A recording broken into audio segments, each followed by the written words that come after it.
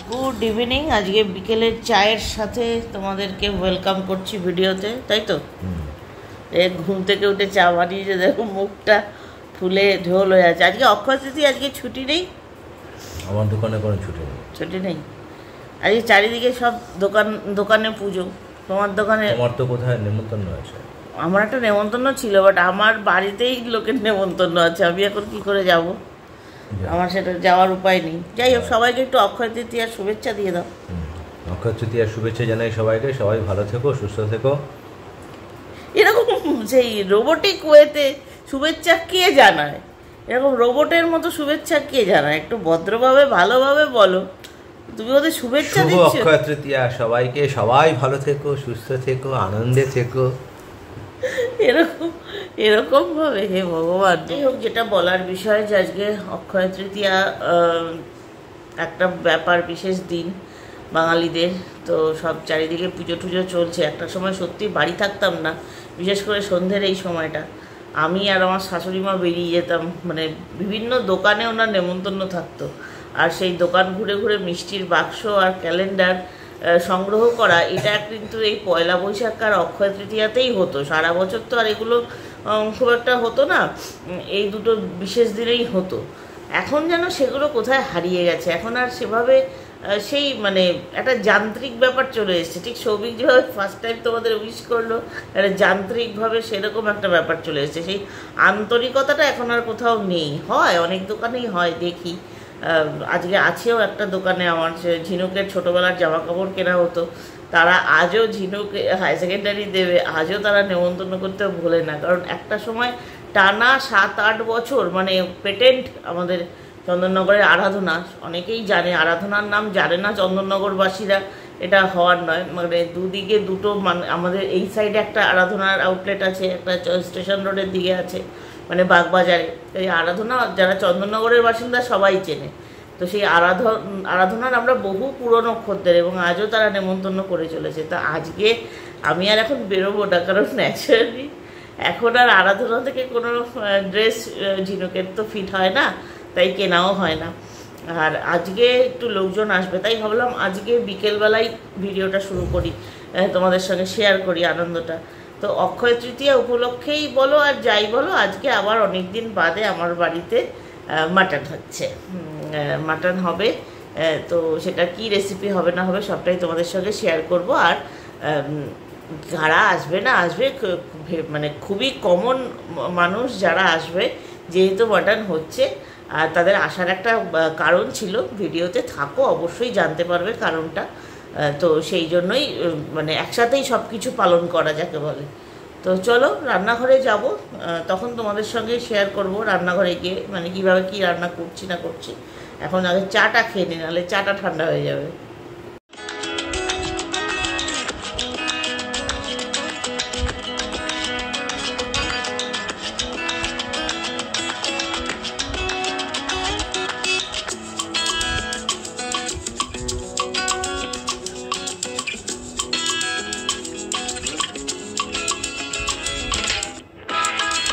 ওভেনটা ধরিয়ে নিচ্ছি, কড়াটা একটুখানি বসিয়ে দেবো, মানে আঁচটা কমানো থাকবে, বাট কড়াটা গরম হোক। কারণ এই যে দেখছো, এখন আমার একটু সময় লাগবে। এই 3 রকম প্যাকেট এসছে, তার কারণ মাটন মোটামুটি যেটুকু আসার এসছে, কারণ বললাম তোমাদের যে লোকজন আসবে। আর কিমাও এসছে। আজকে যেটা এখন আমি করব সেটা কিমা দিয়ে একটু ঘুগনি করব।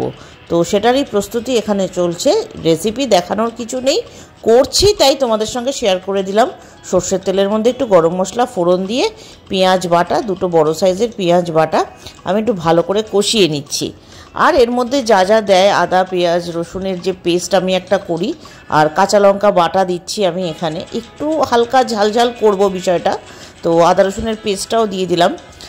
তো বেসিক মশলা দিয়ে একটা ঘুগনি, এটা তোমাদেরকে আলাদা করে রেসিপির মতো করে আমি দেখাচ্ছি না। আমার যেহেতু কিচেন ব্লগ থাকে, সেহেতু আমি তোমাদের সঙ্গে রেসিপিটা সেইভাবে শেয়ার করছি। দ্যাটস ইট, আর কিছুই না। তো চলো মশলাটা ভালোভাবে কষিয়ে নেব। এবারে কেটে রাখা টমেটো কুচিগুলো দিয়ে দেবো। টমেটোটা তো একটু দিতেই হয় মাটনের ক্ষেত্রে। এটা ভালোভাবে মিশে গেলে তারপর নেক্সট স্টেপ তোমাদের দেখাচ্ছি। এই দেখো মটর আর কিমা চর্বি সব সেদ্ধ করে রেখে দিয়েছি।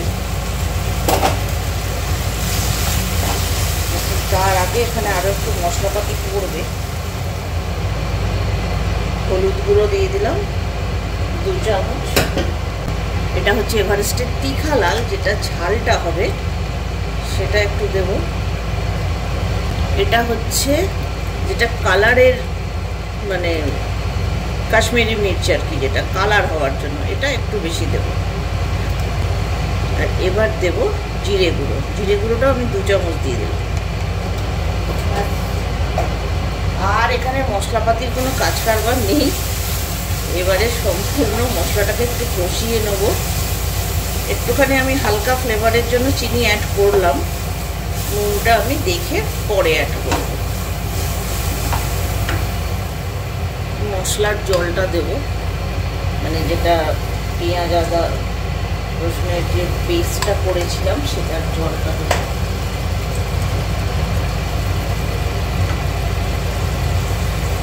এই মশলাটা আমার কষে যাচ্ছে। এবারে আমি করে এটা দিয়ে ঘুগনি মটরটা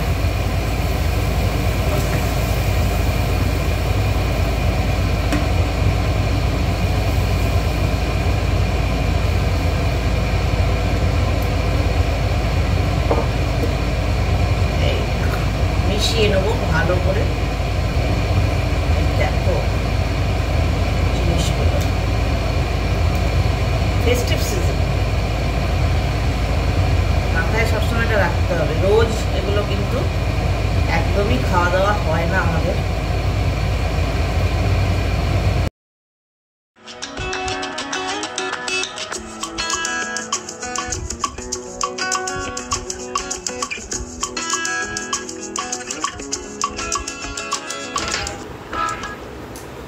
তো খানিকটা কাজ হয়ে গেল, এবার বাকি কাজ আবার একটু ব্রেকের পর।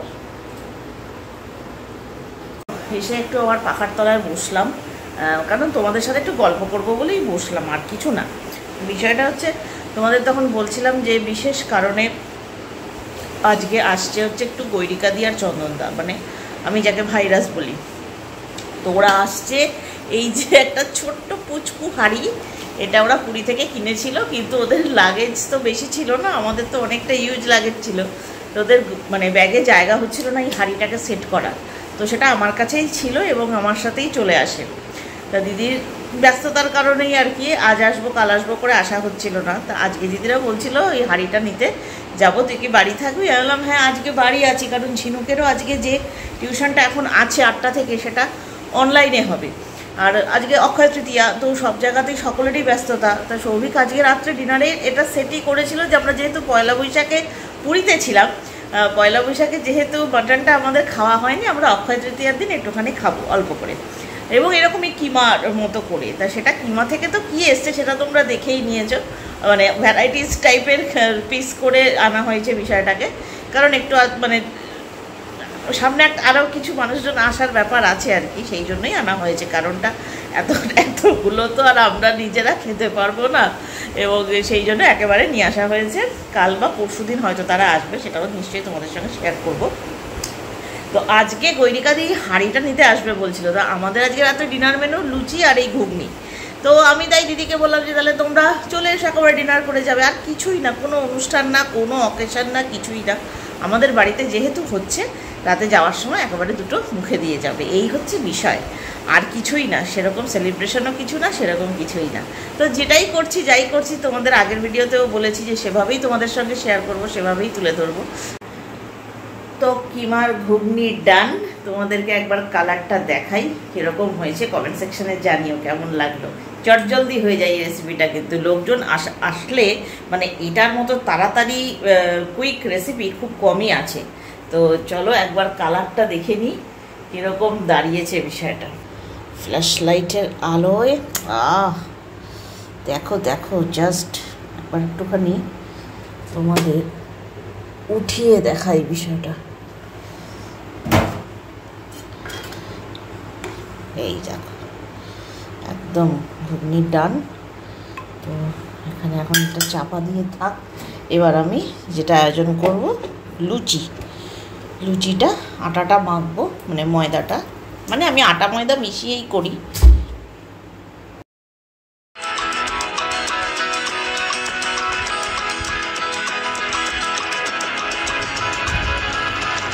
বাবা গো, প্রচণ্ড গরম। রান্নাঘরে দাঁড়িয়ে দাঁড়িয়ে জাস্ট ঘেমে গেছি, জামাটা পুরো ভিজে গেছিলো। তারপর গা ধুলাম, গা ধুয়ে এবার একটুখানি এসিটা চালিয়ে এসে বসলাম। এখনও তো কেউ আসেনি। লুচির লেচি ফেচি ময়দা মেখে সবটাই করে রেখে এসেছি। এবার শুধু আসলে পরে বেলে গরম গরম ভাজবো। হ্যাঁ থাক, এখন সেটা এরকমই থাক। আমি একটু গাটা ধুয়ে নিই, মানে আর পারছিলাম না, বেশ গরম লাগছিল। কী করে যে সৌভিক আর ঝিনুক আমার দুপাশে ওরকম কম্বল মুড়ি দিয়ে ঘুমোয়, আমি ওদের মানে দুজনকে না, আমি কেন জানি রাত্রিবেলাটা বলে আমার ভয় করে ওদের পাশে শুতে। ওদের বলি যে তোমরা আলাদা করে গিয়ে শো, সেটাও শোবে না। হ্যাঁ, একটা দুটো পাখা চলবে, এসি চলবে, অত কিছু চলবে, দরকার নেই। আমরা কম্বল মুড়ি দিয়ে শুয়ে পড়ছি। আবার দেখি মাঝে মাঝে মানে খুব যখন গরম হয়, মুখে তো কিছু বলে না, তখন কি করে বলো তো, মানে এটা হচ্ছে ইগো, মেল ইগো সৌভিকের, যে বলবো গরম লাগছে, বলে না কিছু, চুপচাপ দেখি চাদরটাকে খুলে পাশে রেখে দিয়েছে। তখন বুঝতে পারি যে এবার বাবুর গরম লাগছে। মুখে তো বলতে পারবে না। আবার যখন নিজের বেশি বেশি গরম লাগে তখন নিজে থেকেই বলে সেটা একটু চালাবো। আমি তখনই বুঝতে পারি যে এবার গরম লাগছে বলেই বলছে।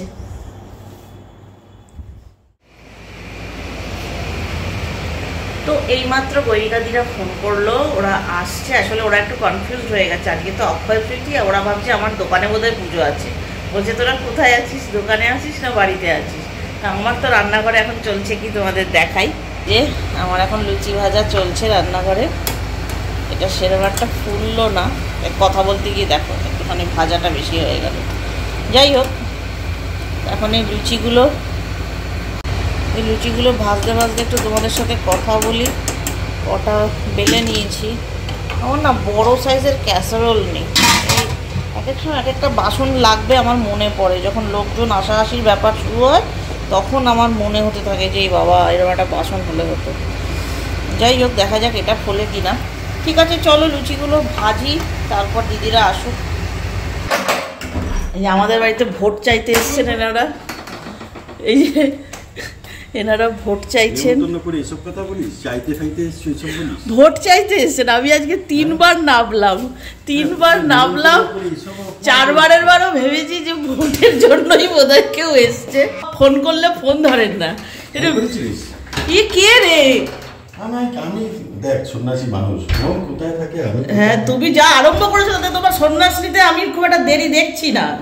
পুরী দিয়ে শুরু করলে, মায়াপুর, তারাপীঠ, এরপর কোথায় যে তুমি যাবে? না বৃন্দাবন না, ও আলটিমেটটা হিমালয়েই ও শেষ পর্যন্ত গিয়ে তোলে তোমাকে। দার্জিলিং থেকে সিমলা হয়ে সোজা একদম। চলো।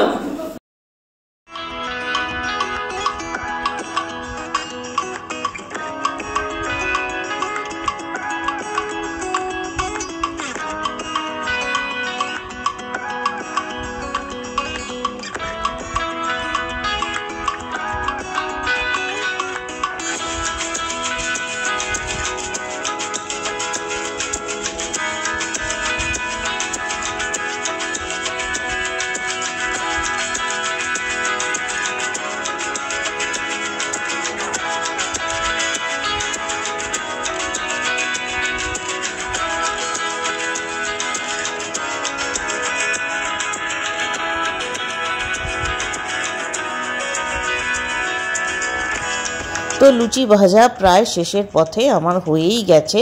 এবারে গৈরিকাদি আর ভাইরাসকে দিয়ে দেবো। কিন্তু যেটা হয়েছে, একটুখানি টেস্ট করে বুঝলাম যে নুনটা একটু আমার হাতে বেশিই পড়ে গেছে।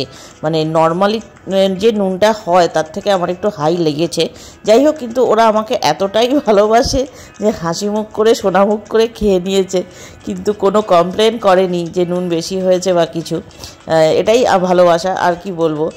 তো প্রথমটা বোঝা যায়নি, কিন্তু যত বেশি মানে খাওয়া হচ্ছিল ঘুগনিটা, তত বোঝা যাচ্ছিলো যে নুনটা একটু চড়া। তো যাই হোক, খাওয়া গেছে, একেবারে খাওয়া যায়নি তা না, খাওয়া হয়ে গেছে। তো খাওয়া দাওয়া কমপ্লিট করলাম, এই এসে একটু বসলাম ঘরে এসিটা চালিয়ে।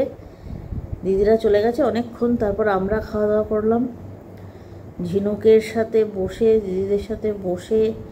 আবার একটা কিছু প্রোগ্রামিংস হলো, সেটা কি সেটা ক্রমশ তোমরা জানতে পারবে। এখন কিছু বলছি না।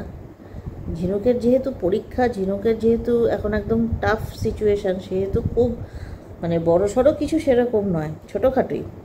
যাই হোক, এই ভিডিওটা এখানে শেষ করে দিচ্ছি। আবার আগামীকাল নেক্সট ভিডিও নিয়ে তোমাদের সঙ্গে দেখা হবে। গুড নাইট, সবাই ভালো থেকো, সুস্থ থেকো।